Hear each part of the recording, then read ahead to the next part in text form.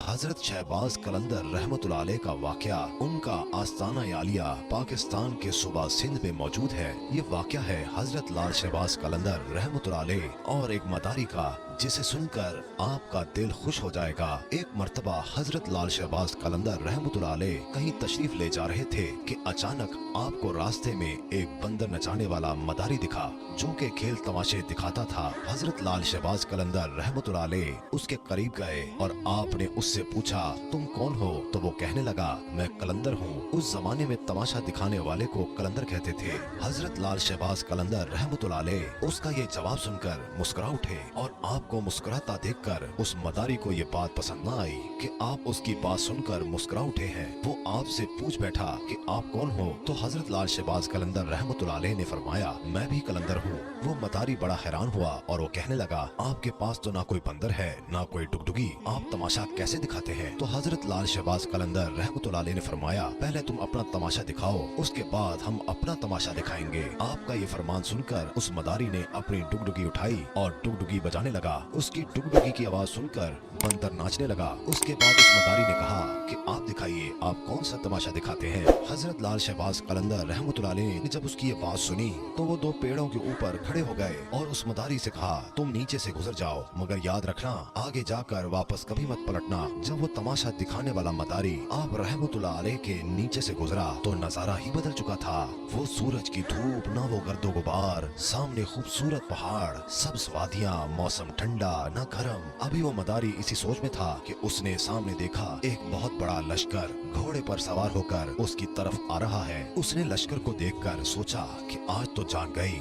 लश्कर उसके पास आ पहुंचा। उसमें से सिपा सलार बाहर निकला और वो मदारी कुछ कहता ही उससे पहले सिपा सलार ने कहा, बादशाह सलामत, आप कहाँ गायब हो गए थे? हम आपको कब से ढूंढ रहे हैं। आपकी सल्तनत आपका इंतजार कर रही है और मलका का हाल रो रो कर बुरा हो चुका है। आप हमारे साथ चलिए। अब वो तमाशा दिखाने वाला मदारी घोड़े पर सवार होकर उनके साथ चल दिया। जब वो महल पहुंचा तो आलीशान महल देखकर हैरान हो गया और वो हैरानी से महल को देखने लगा और जैसे ही अंदर पहुंचा तो खूबसूरत मलका उससे गिला शिकवा करने लगी और उसके गले लग गई और कहने लगी, कहाँ रह गए थे? मैं कितनी परेशान थी। आपके लिए यहाँ सल्तनत के सारे लोग आपके लिए परेशान थे। उस मदारी की हैरानी का पता न था। वो हैरान था कि सब क्या हो रहा है। ये खूबसूरत वादियाँ, ये खूबसूरत महल, ये खूबसूरत मलका किसकी है और ये सब लोग मुझे अपना क्यों समझ रहे हैं? उसके बाद वो तमाशा दिखाने वाला मदारी सब कुछ भूलकर नहा धोकर शाही लिबास पहनकर तख्त पर बैठ गया। उसके बाद वक्त गुजरता गया, बच्चे हो गए, शहजादे बड़े भी हो गए, बुढ़ापा आ गया, जिस्म से जान मुंह से जायका चला गया। यानी वो इंसान बुढ़ापे की हद तक पहुंच चुका था। एक दिन वही शख्स दरिया के किनारे बैठा हुआ सोच रहा था कि आखिर मेरे साथ हुआ क्या था। उसी जुस्तजू में वो वहीं जा पहुंचा जहां से वो उस दरख्त के पास से गुजरा था। उस शख्स ने देखा कि वो दरख्त आज भी मौजूद है। उस शख्स को ख्याल आया कि चलो देखते हैं, उस दरख्त के पास ही जाकर देखते हैं आखिर मेरे साथ क्या हुआ था।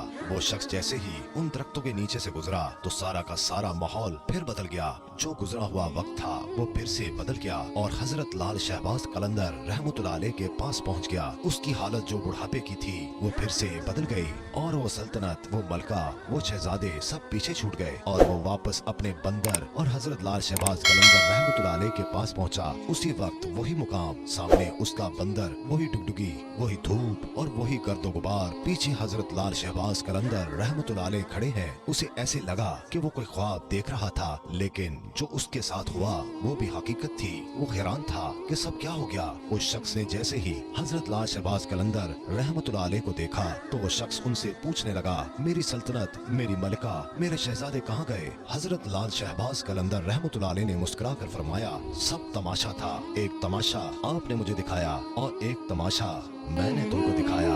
सुभान अल्लाह।